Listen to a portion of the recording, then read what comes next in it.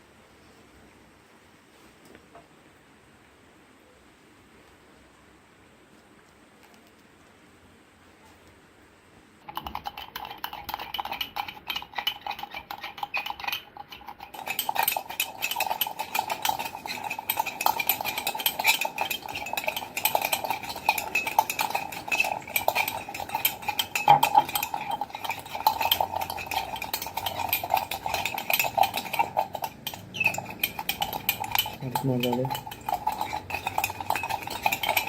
पुरै दामी अलिक गाढा ब्याटर हुनुपर्छ क्या।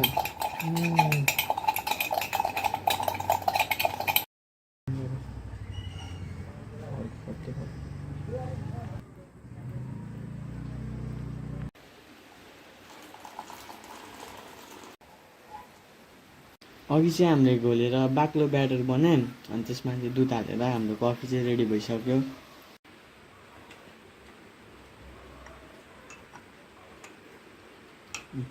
मौसमले हामीलाई च्यालेन्ज गरेर हाम्रो सस्ता कफी खाँदैछौँ हामीले चाहिँ।